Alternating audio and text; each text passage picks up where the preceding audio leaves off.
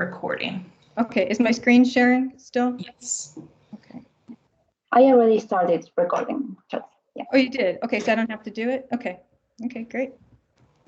All right.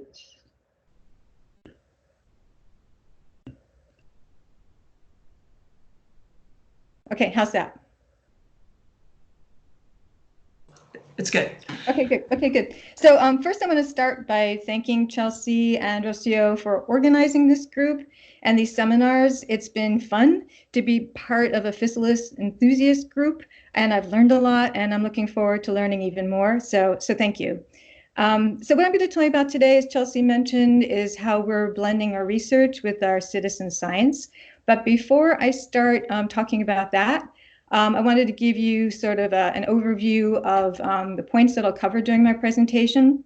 I'll tell you about how we got interested in the Physalis, the characteristics that need improvement, and how our priorities are being driven by our citizen scientist input, how we're fast-tracking that improvement using gene editing, specifically CRISPR-Cas9. And I'll tell you a bit about this consumer panel as sensory evaluation we did with people on Groundcherry and Goldenberry. And then I'll spend a good bit amount of time on our farmer and consumer engagement, where we're getting observations from farmers and home gardeners and their feedback on characteristics that need improvement, but also educating them about what these fruit are, so that when we do have these ready for people, that they won't, they'll be familiar with them. So, okay, oops. So I wanted to do my acknowledgements now. So we have different teams. We have an Ithaca team. We have a team at Cold Spring Harbor Lab, which is Zach's group. And we have our bioinformatics team, which is Mike Schatz's group at Johns Hopkins. So I'm going to focus today on our group here in Ithaca. So this is Esperanza here on the left. She heads up our citizen science program and also our field program. Linnell is involved in a new project we have that I won't be talking much about today, but it's looking at metabolites and nutritional content. And Linnell is also working on a base editing project in tomato. Carrie, here next to Linnell, she's part of the NSF project, and she does all the Physalis transformations. She was involved in developing transformation methods for Groundcherry and Goldenberry. This is Nathan. Nathan is a postdoc on our NSF project. And in addition to being heavily involved in the gene editing work with Groundcherry and Goldenberry, he also is bringing some new editing technologies to our group, such as homology-directed repair and DNA-free gene editing. In addition, we have McKenna, who is an undergraduate at a local community college. Here she is vacuuming up some of our ground cherries with our backpack shop vac, and I'll talk more about that later. McKenna's helping out with the field and also lab work. This is Julie. Julie is, I consider an official member of the group, but she's really unofficial because she's a grad student in entomology at Cornell in Jennifer Thaler's group. She's primarily interested in tomatillo, but has also been working with us on Groundcherry and Goldenberry. And I don't have pictures for these guys. I need to get some. Savannah Dale is a graduate student. She's doing a rotation in our lab working on the Physalis. And we also have two Cornell undergrads, Elliot Myers and Myra, who are doing research for credit. So that's the Ithaca group. So I'll tell you how we got interested in the Physalis.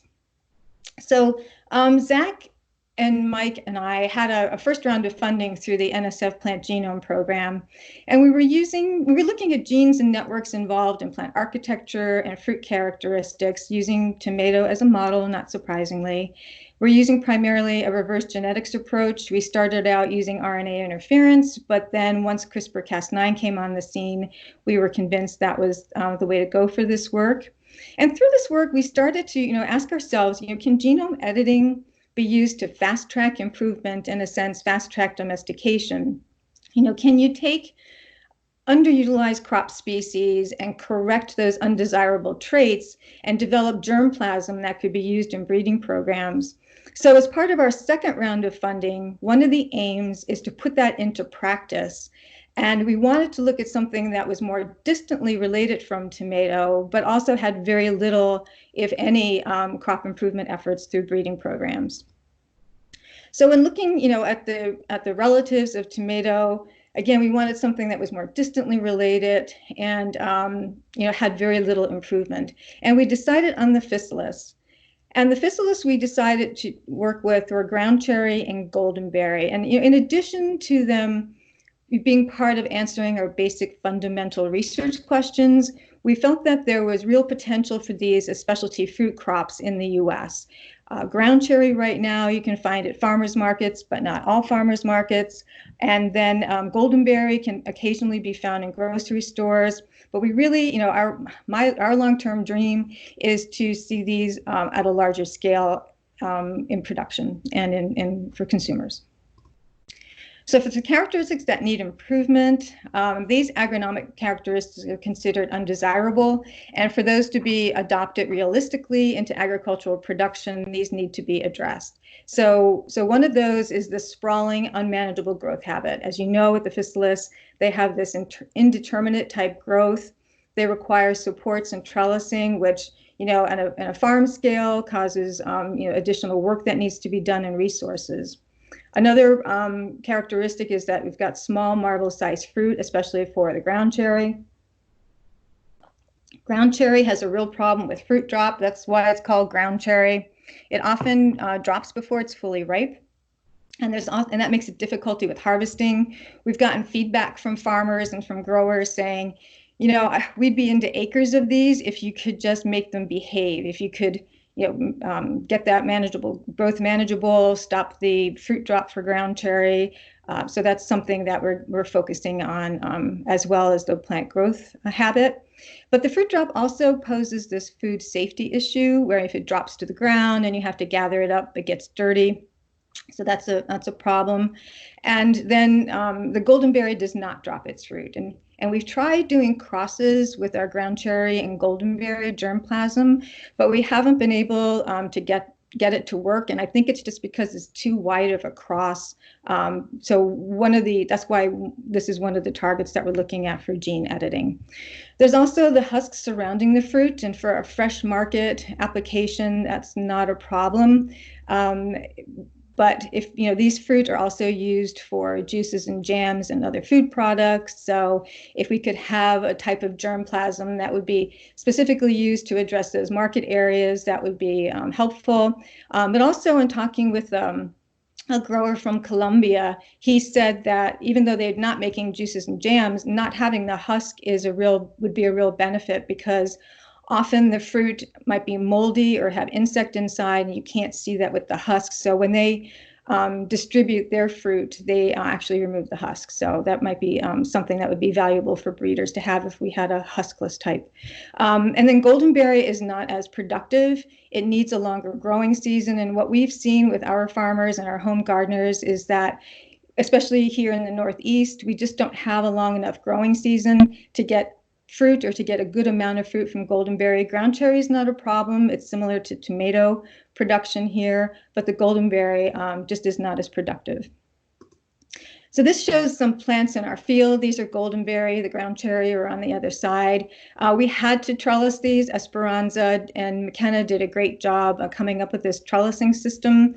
These posts that you'll see, they're actually 7 feet tall. They're sunk in the ground about a foot.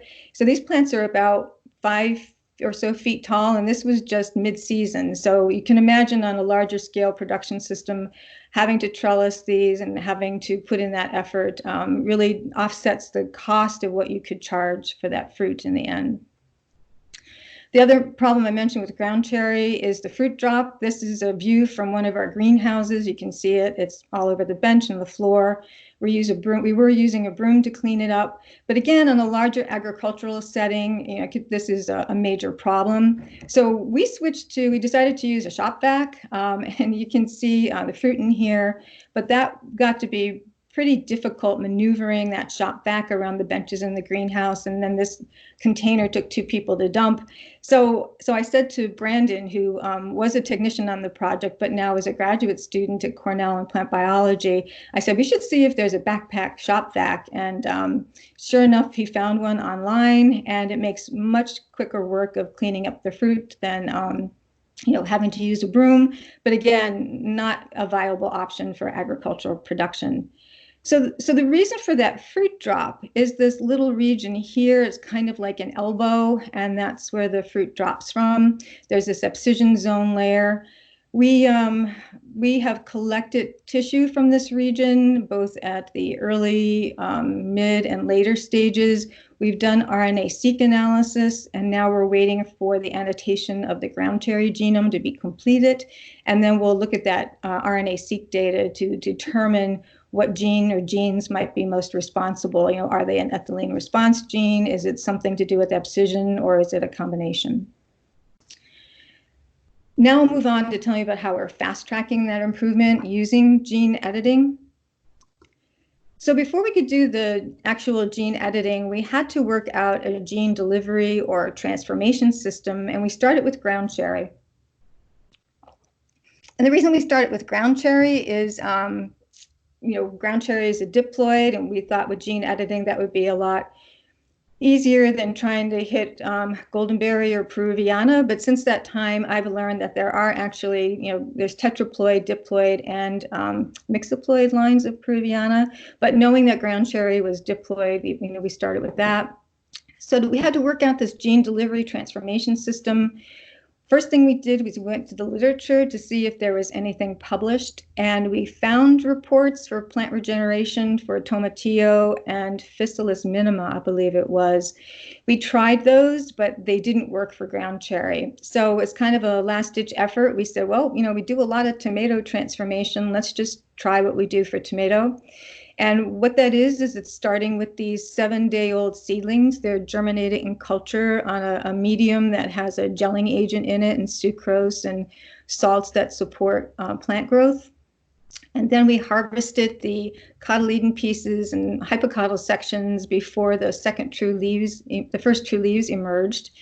And as you can see here, there's a hypocotyl section that's producing a lot of shoots, but the cotyledon explant is not. And that's different from tomato. Over tomato, we get a lot of shoots that form on the cotyledons and the hypocotyl, so that's the difference with the Groundcherry. So we focused on using these hypocotyl segments for our transformation development.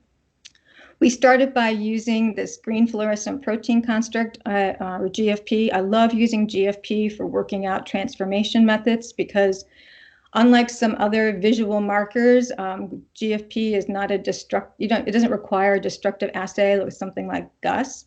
So we can follow the progress from start to finish about how efficient this method is just by visualizing green fluorescent protein. And I'll show you some images in a bit. So this is the construct that we use. It's basically just our shuttle for getting these different components into the plant cells. There's a cassette here that has just this NPT2 gene. This confers resistance to an antibiotic called kanamycin. And we use that because we only want the cells that receive this construct to go on and divide. So we put that kanamycin in the medium, and only those cells that have been actually transformed should continue to go on and divide. If we didn't do that, if we didn't have some way to select, we'd have a ton of shoots that we would have to analyze to see if they were transformed. So this really cuts down on the amount of work. And then there's this GFP cassette here. We electroporate that into an Agrobacterium tumefaciens, and we're using an AGL1 strain, and that just shuttles this construct into the plant cells. So these are some tools of the trade for transformation. These are some colonies following electroporation. A colony is picked and put into this liquid bacterial medium. It's incubated overnight in a shaking incubator, and this is what it looks like the next day. We actually centrifuge this down and take off the bacterial medium and put in a plant-friendly culture medium because the bacterial medium has a high salts and it has a negative effect on the plant growth. So those hypocotyls then go on to a medium that induces a callus formation and also plant regeneration, and that's all based on the plant growth regulators or hormones that we put into the medium to give the cells those signals. As I mentioned, I really like GFP, and you can see here, this is a hypocotyl section that's been on a plant regeneration medium for about 2 weeks following infection with Agrobacterium. And we can already see that GFP being expressed in these hypocotyls. if we didn't see this expression at this point, we wouldn't continue to go on all the way to plant regeneration, because that would mean that it wasn't working. So we would tweak at this early phase. But it looked like it worked well. We had a good percentage of hypocotyls producing this GFP. Over time, that callus grew, and you can see the green fluorescent protein here. That callus regenerated shoots, and this is a white light field, and this is a fluorescent field. So you can see that green fluorescence in the shoots. We then put those plants in the greenhouse. That expression continued into mature plants. And I said to Carrie, I said, we had the plants in the greenhouse and they were fruiting. And I said, let's go to the greenhouse and get some fruit and let's see if there's GFP expression. And sure enough, there was. And I love this photo. It looks like a big moon coming up over somewhere. We saw expression in the husk, and we also saw expression in the seeds. And I thought what was really cool is we could see the expression in the embryos here. And that indicated to us that that would persist into the next generation, and we could go on now with our gene editing experiments. So for the targeted traits of interest, this is a list. This is by no means the entire list. It would have taken a few slides to do our wish list of traits to target. For the NSF project, we're targeting these traits in tomato, pimpinellifolium, and Physalis, so that we can compare and contrast the mechanisms. Are we seeing the same results, different results? And the genes that I have, the targets that I have listed in red, are the ones that we've made the most progress with in Physalis. And in the interest of time today, I'm just going to talk about this clavata1 and also the SP, the self-pruning. So we're looking at fruit size and weight, plant architecture, this easier to harvest. So that fruit abscission problem I mentioned, we did target a gene that we found in tomato, removed the joint. Some of the tomato lines have a joint. This did not work in Physalis, which again, comparing and contrasting the different gene mechanisms. So that's why we've gone to doing RNA-seq of that abscission zone layer to identify genes that we could target. For the post-harvest, the husk removal, there was a report in the literature about this MPF2 being involved in husk development. But when we targeted that didn't work as well either. It didn't work at all.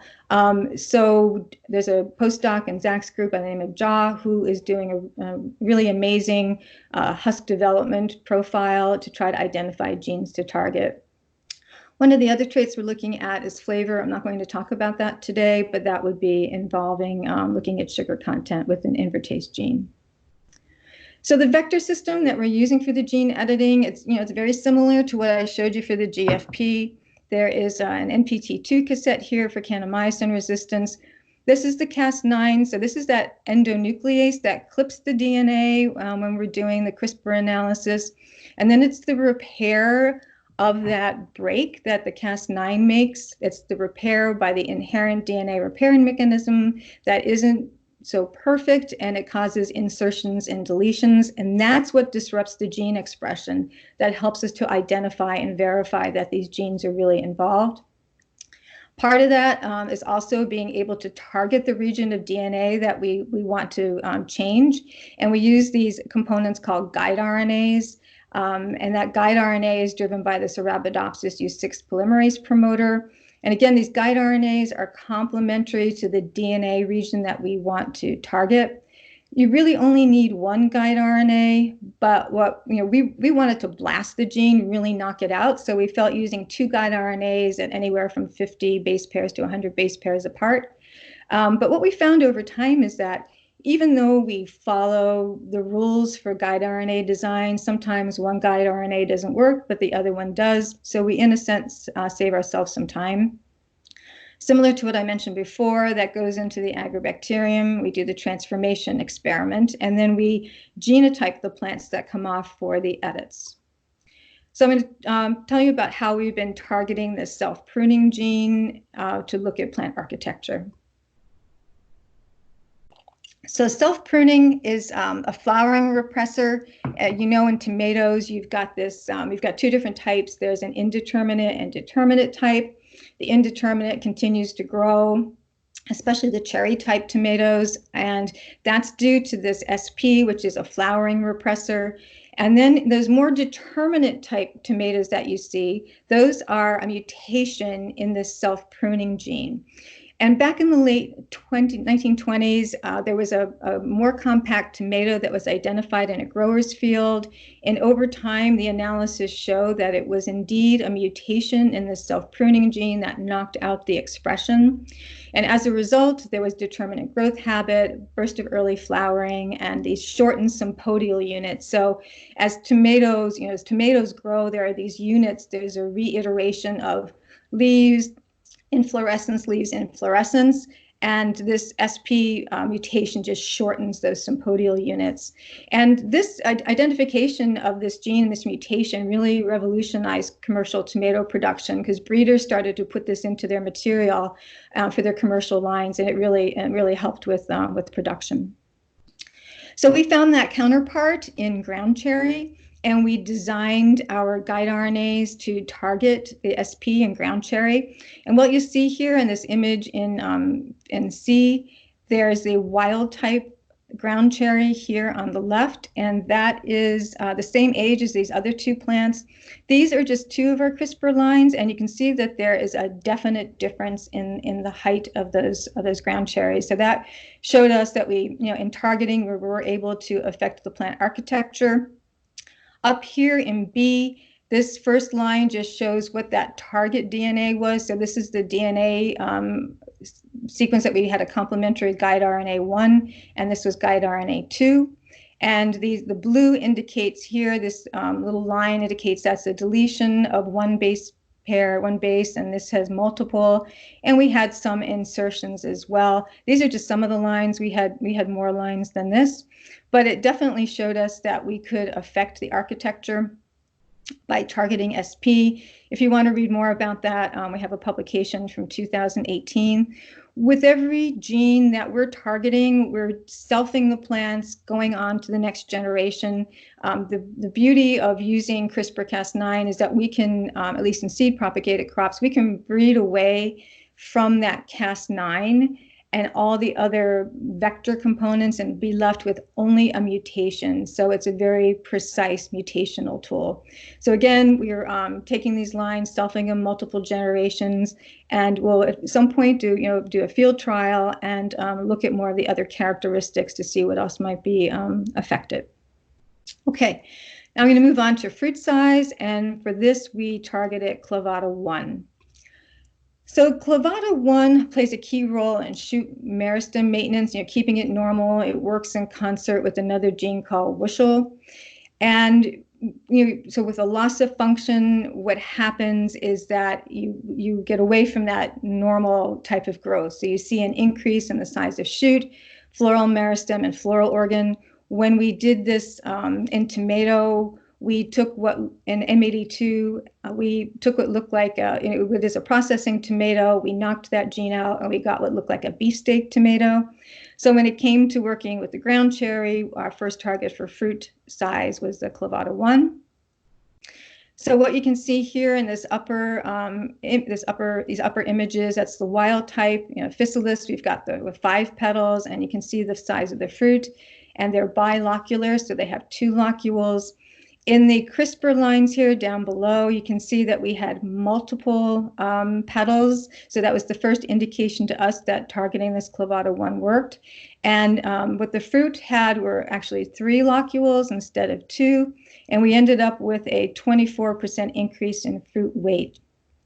So down below here, this shows the clavata1 DNA sequence that we targeted. So this on here on the left would have been guide RNA1, and this was guide RNA2. And as I mentioned before, sometimes the guide RNA doesn't work, even though we followed all the rules. And you can see here there aren't any little blue text indicating that we had a mutation, but you can see for guide RNA2 that we did. So that then led to this larger fruit. And again, just like with their other lines, we're selfing and looking at the next generations. Okay, so to summarize that part of the talk, CRISPR is a powerful tool. But what I'd like to make sure that people are aware of, I sometimes get concerned that people get enamored with new technologies.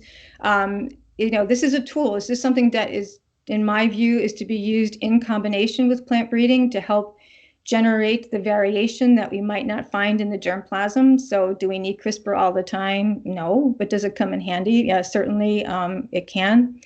And it was quick for us. We did that Groundcherry modification that I talked about. I didn't talk about the productivity gene, but we targeted 3 genes in 2 years. That was based on our experience with the Solanaceae for transformation, our gene editing experience with tomato, and also there's a bit of luck that's involved using those methods that we knew from tomato for transformation. We've tried the same method that we've used for Groundcherry transformation in goldenberry, and it's not working, which is not unusual for plant tissue culture and transformation. So we've had to go and tweak that method, but it looks like we're there, and we're starting to do some gene editing in goldenberry, but it took much longer than working out the method for Groundcherry. We're taking CRISPR beyond indels. This is some of the work that Nathan is doing, looking at the homology-directed repair and being able to knock in gene sequences, DNA sequences. We're doing, Linnell is doing some base editing in tomato, and we intend that what we learn in tomato will transfer this over to the Physalis. We have a new direction in the lab, and this was made possible by the Triad Foundation funding. So the Triad Foundation is a local Ithaca foundation, and they provide a pot of money to BTI that faculty can write grant proposals, and there's a panel that reviews them, and it's a competitive basis that certain grant proposals are awarded funding. And we were very fortunate to get funding from the Triad Foundation. This is 1 year's worth of funding, because it allows us to explore areas where we might not have funding to do that through other agencies, and also sometimes fills in the gaps. So what I really wanted to do was start looking at nutritional components, metabolites, and volatiles. Some of the metabolites right now that we're focusing on are these withanylides or steroidal compounds. And the reason we're doing that is based on some of our citizen science work, which I'll tell you about later, and insect interactions. We're doing some metabolic engineering with these withanylides right now, and that's creating mutants. So we're knocking out some parts of the pathway to be able to help us identify the different compounds that might be involved in this insect response. And the last part that we've got part of this foundation funding from the foundation is this consumer panel evaluation of fruit flavor, which I'm going to tell you about in the next couple of slides. And our intent is to overlay the results from this panel evaluation with any volatile profiles that we uncover. So this is our consumer panel evaluation. This is Esperanza and McKenna. They did an excellent job creating all the fruit that we needed for this. This is in the Cornell Sensory Evaluation Lab, which is just an amazing place. They have a big kitchen here that we were able to use. And you'll see this metal, it looks like a part of a bread box or something, was actually a chute. And you can see Esperanza here is putting fruit on a tray, and then she puts that into the chute here. And then it goes to the other side of the wall to people who are signed up to be our evaluators, and they're answering questions that are come up on the computer. When they are done with those fruits, they then push that back into the chute, and then Esperanza and McKenna know to give them the next batch of fruit. So some of the basics of this is that we ended up with 102 participants. The evaluation center told us it was one of the more popular evaluations that they've done. Each person owned $5, and that came from our funding. We had 2 types of Groundcherry, pineapple and Goldie, and 2 types of goldenberry, India and Colombia. The sensory evaluation personnel helped us put the proposal together for this, and they, based on their guidance, they said we don't want to give them too many different fruit to taste, to keep it simple. That's why we decided on 2 different types of each one. There were 22 questions, and there were 11 qualifiers for some questions, and those qualifiers were, I like it extremely, I like it very much, and so on. And I started to think that, $5 just wasn't enough to pay these people for answering all these questions. There was also a comment section. And what we asked them to evaluate were the physical appearance with and without the husk, the color, the size, the flavor, aroma, seediness, because I thought that maybe the seediness might be a problem, so I really wanted to include that as a question. There were some additional questions, again, based on the sensory evaluation personnel. They suggested to have a purchase behavior questions, the diet that the participants followed, and the demographics. So some quick takeaways from that is that 53% had never tried Groundcherry goldenberry. So this kind of fits with their outreach and educating consumers about what these fruit are. So that was great to see. As far as the flavor, people preferred the flavor of Groundcherry over goldenberry, and within goldenberry, Colombia received more negative responses than India. And I think that's partially due to there can be an off-type flavor of this germplasm from Colombia. Some people described it as laundry detergent or Lysol. But what we found in our lab in kind of an unscientific taste testing was that if the fruit are washed, they taste better than the unwashed fruit. So there's something that's on the outside of that fruit that can be contributing to this off-type flavor. So part of this new project that we're working on, we're looking at washed and unwashed fruit and going to be analyzing that wash solution to see what metabolites might be contributing to that off-type flavor. 82% indicated that they were likely to purchase Groundcherry or goldenberry, so that was good news. And 60% indicated they would like to purchase it with the husk. Part of it was that they thought it was in more natural form, getting it in the husk. It was kind of fun to open. But they said that they would expect a lower price point because there wasn't, there's not as much labor going into removing the husk. But then others were concerned about, having the husk because you can't see if there's mold or insects. So again, that fits with what a grower in Colombia told me about their production and not selling them in the husk.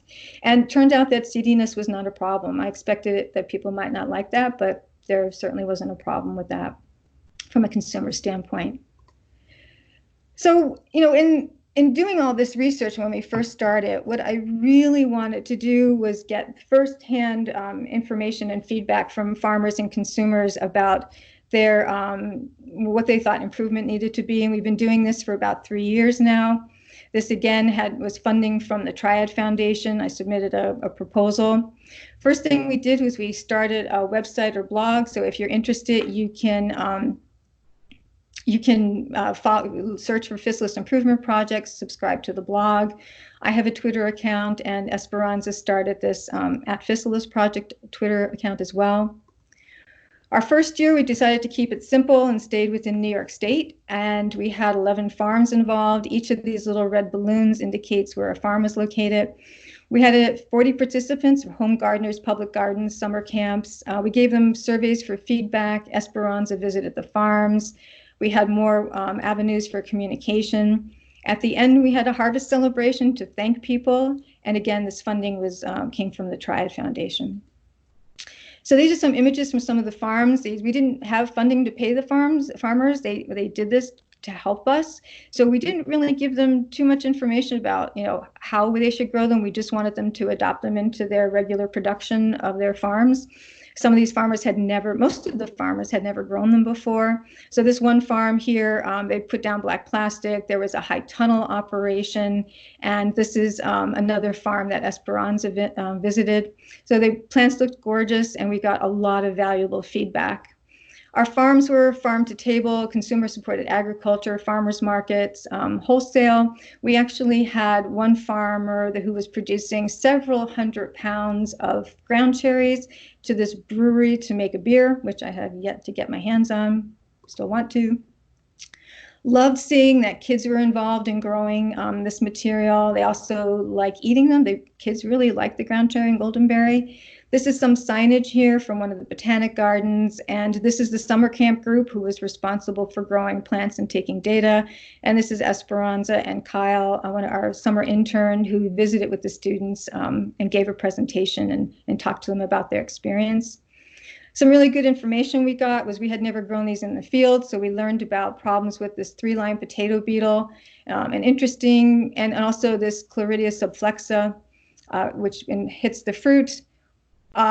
We learned that it seems like goldenberry is more, it's a problem. These insects are more of a problem on goldenberry than ground cherry. So we've used this information along with some of our metabolite analysis. And I submitted a proposal last month to look at what might be going on between goldenberry and groundcherry and these differences in the insect interactions. So again, this really information helped guide the research. These are some images from our harvest celebration. We gave out mugs as a thank you gift, and when we fix the groundcherry the fruit drop problem, we asked people to come up with new names, and these are some of the names that people came up with: Physalis favorite and Funkalicious Physalis, and Esperanza keeps a list of those names. In 2019, we grew to 70 participants in 18 different states. We felt confident to branch out beyond New York State, and each of those blue balloons indicates the location. We made connections with chefs, a consumer panel. Julie went to the farmers market and did a taste testing at the Ithaca farmers market. And the funding that we got from Triad, that preliminary information, helped us to get an NSF supplement to continue this work. These are some comments that we got. I'm just including goldenberry here from some of the people that grew these for us as part of the citizen science. Again, pointing to the large growth of these plants and that they aren't as productive as groundcherry. Really points to some of the problems with the potato beetles, and the potato beetles being more of a problem on goldenberry. So that backed up what we saw in 2018. One of our favorite comments is this last one by a person who said, "I have never fought so hard for a crop in over 18 years of gardening. The potato beetles were relentless." So again, really helpful information for us going forward and seeing that this actually was kind of reproduced the next second year. For this year, we were at about 150 participants who signed up in January, early January. But then I was asked to speak with a writer from the LA Times, and she did an online article, and the editors liked the online article so much, they asked if they could do a print version, and she did. But what ended up happening was we had 1,450 seed requests. We were getting emails and phone calls and requests by mail, and it was great to have that response, but we certainly didn't have enough seeds. But what we did have enough seeds for were 700 participants, and we have the blue balloons here show the participants and where they're located. One of my goals was to get people in Alaska and Hawaii, and we reached that goal. So it'll be really interesting to see kind of the information that we get. And these are some of the organizations that were involved, that are going to be involved. Our primary focus will be on insects and pollinators. We'll gather information similar to what we did in previous years. And I think there's a very timely comment we got from one of the participants here at the bottom that said that, you know, growing these seeds and germinating these seeds and watching them grow has really given her and her children something to do during these times of self-isolation. We're using iNaturalist, and Esperanza formed this Physalis Improvement Project group. There's a map here. Each of those orange areas indicates the participants. People will take pictures of the insects, and they'll be part of this iNaturalist group. iNaturalist gives suggestions about what those insects might be, and again, we're going to, any insect that they find and pollinators. So when you take a picture, it'll give you a suggestion, and this is the 3-line potato beetle. And what really will be helpful is we'll get some data, actual data from this, and iNaturalist collects all this metadata, and then you can get graphs. This is just some 3-line potato beetle data that Esperanza found and how it was tracked over time, so you can see when your peak infestation is, and also over the number of years. So this is going to be really handy for us to be able to track the different regions, because there's a location here. We'll know where they're located and where the infestations and the pollinators are happening. Okay, so this is my last slide. What's next for the project?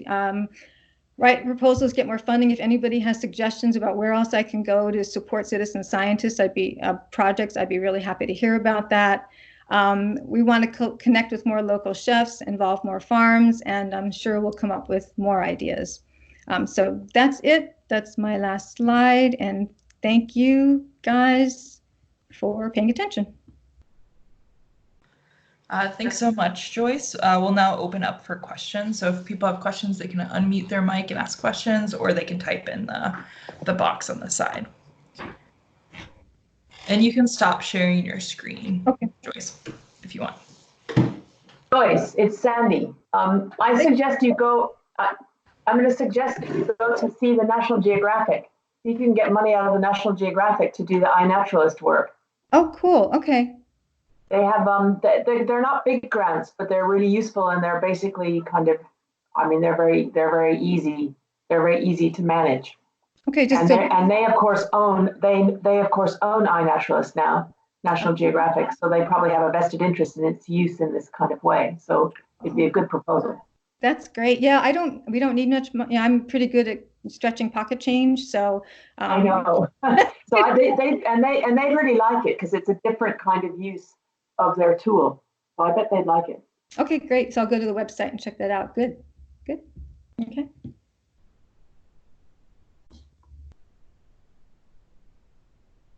Joyce, I was wondering about what you've seen in terms of phenological patterns, because I tried to grow Physalis peruviana here, and I had that issue where, by the time it was August, it was just starting to flower. And then, I got like 2 fantastic fruits, and then it all froze. So I wondered if in some of these other areas, it seems like maybe if they could get to flower earlier in other areas, even if the season wasn't as long, maybe you could get to fruit. It was a real bummer for me, but it was beautiful plants. Yeah, and that's exactly what we saw.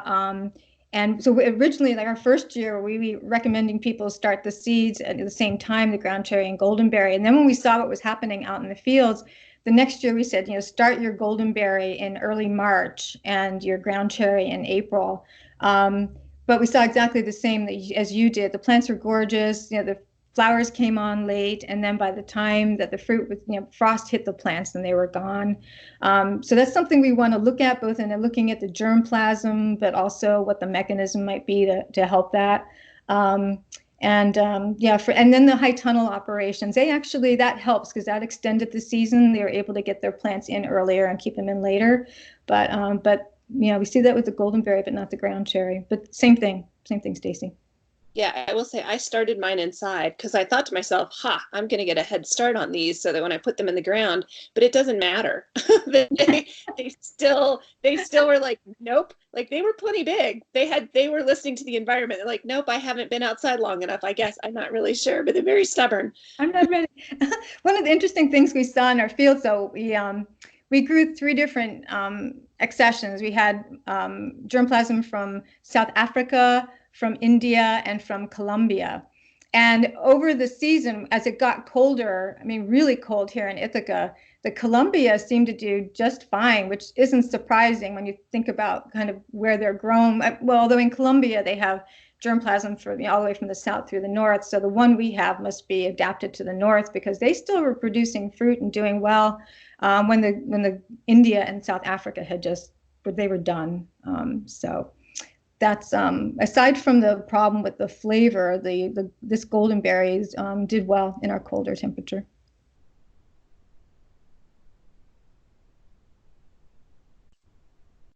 Hi, Joyce. It's Victoria. Can you hear me? Hi. I can hear you. Yeah. Yeah, great. Wonderful talk. I was wondering about the genome. Did you have more, how has been advanced this genome that you have for these varieties? Yeah, so the groundcherry has been sequenced, but we're waiting for the annotation.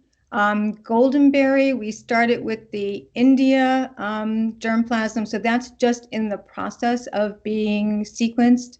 And the reason we started with India was because that was the one that was, it's very productive. It produces a good amount of fruit. The flavor is good. And in our tissue culture system, that was the one that was working better than South Africa and the one from Colombia.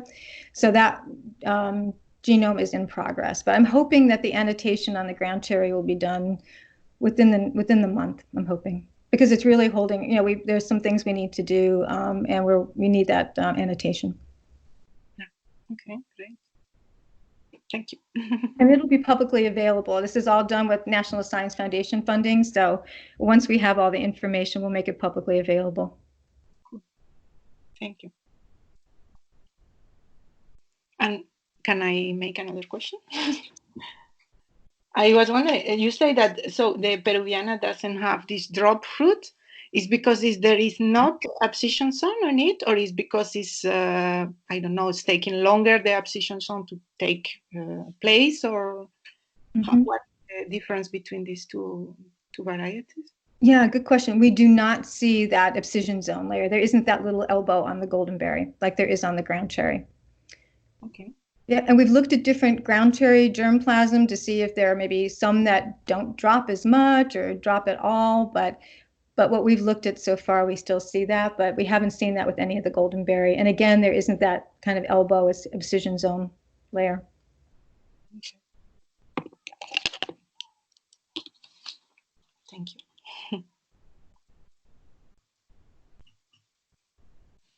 And so well, I will continue because about the Colombian varieties. Has you some collaboration with people in Colombia right now working on this? Because I know there are some groups working there, and I was discussing with some of them, but I don't know how far. Yeah, so we I've started a collaboration and conversation, I should say, about collaborating with Corpoica, if we're pronouncing that correctly, Stella and Victor there. And also there is a grower of, it's called Okadi. It's a company that produces goldenberry, but also passion fruit. And there's some collaboration that might start up with them as well. And it's interesting because I've been trying to get germplasm from Colombia. This is before I made the connection with Victor and Stella at Corpoica. So what we did was we got fruit from a grocery store that was distributed from Colombia, and we saved the seeds and grew it that way. But I'm really hoping now with these connections that we have in Colombia, we talked about sharing germplasm. So we'll be able to get more of the germplasm from Colombia to look at.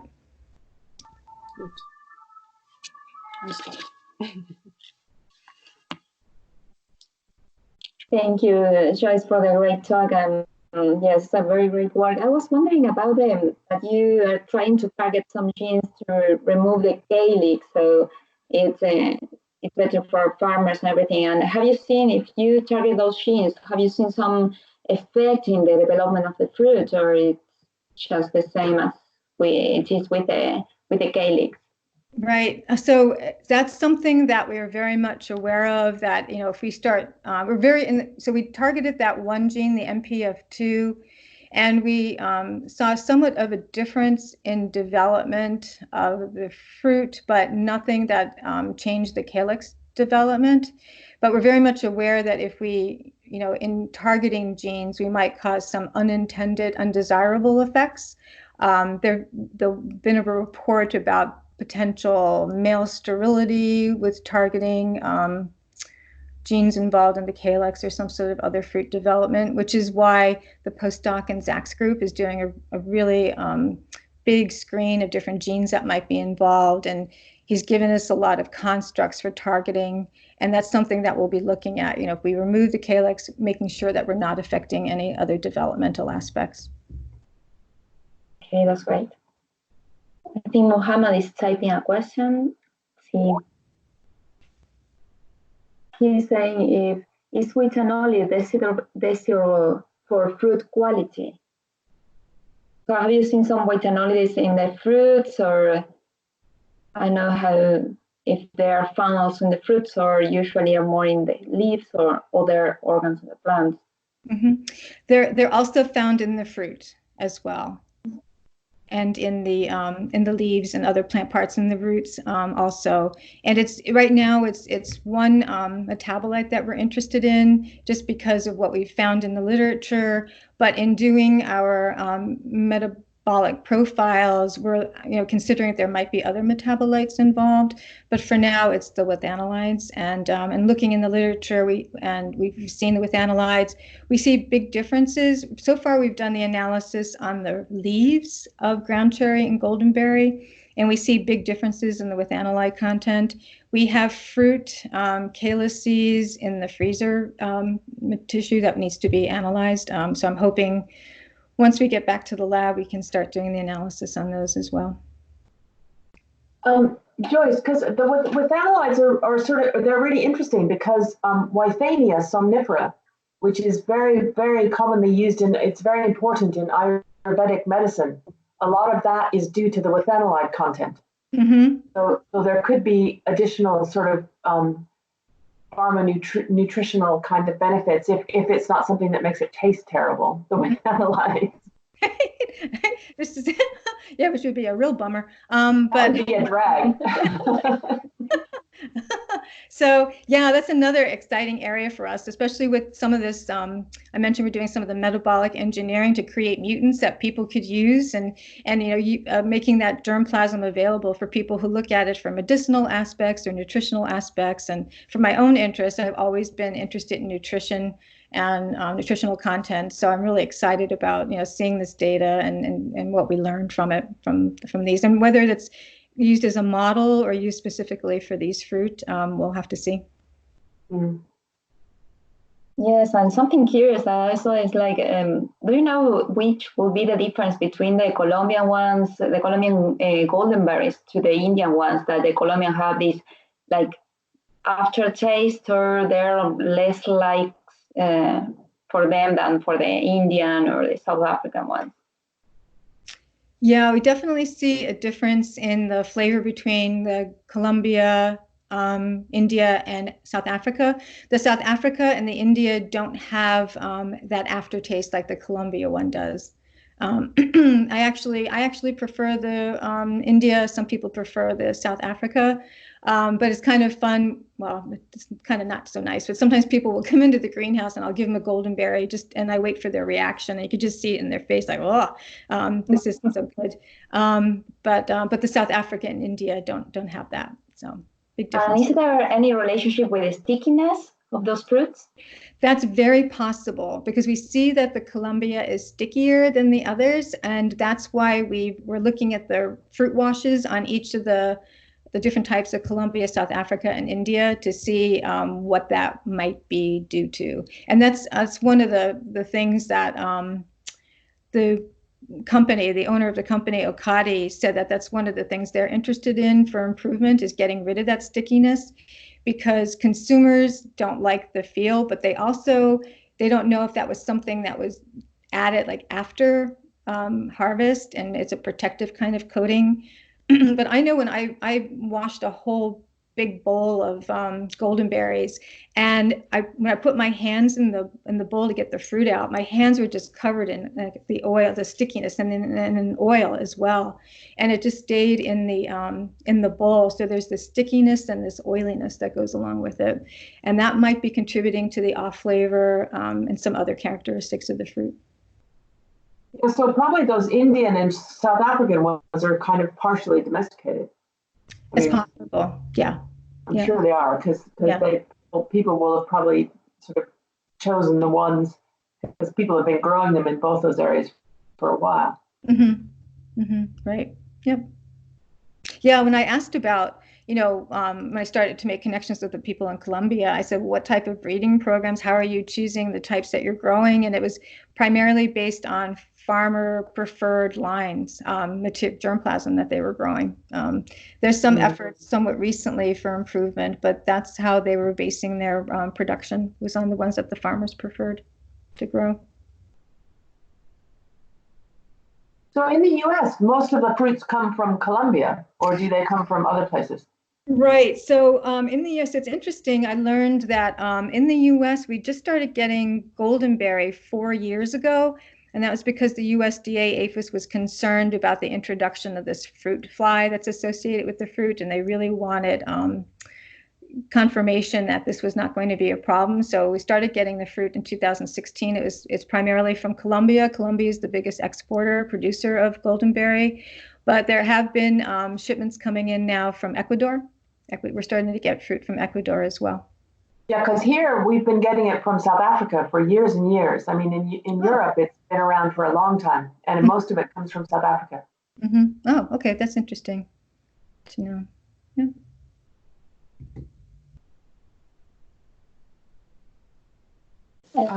Joyce, I'm interested in your use of iNaturalist. Do you feel like that you get the scale or that you're looking for? Or are you kind of like grouping all Physalis species together? Or are you able to like kind of parse them apart?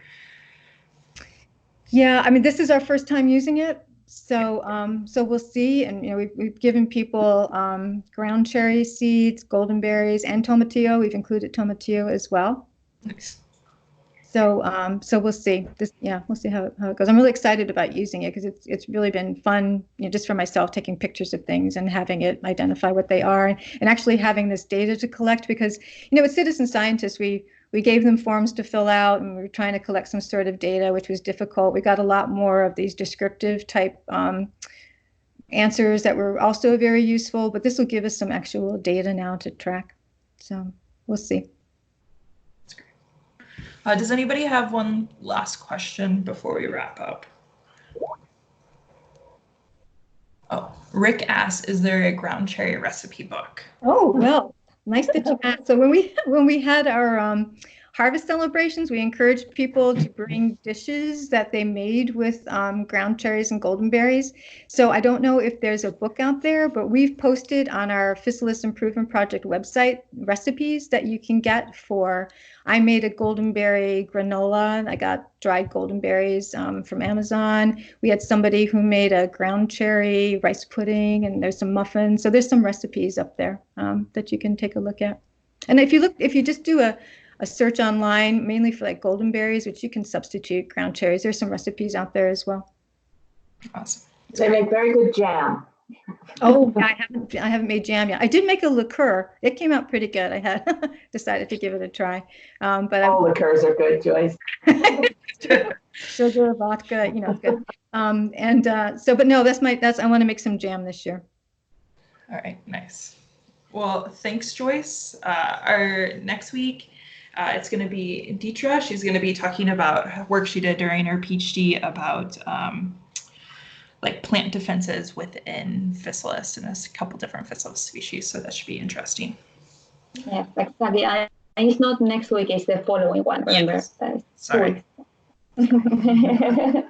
Okay. Thank you very much, Joyce. Thank you, yes, guys. Thanks for the good suggestions and questions. Bye. Bye, Joyce. Bye.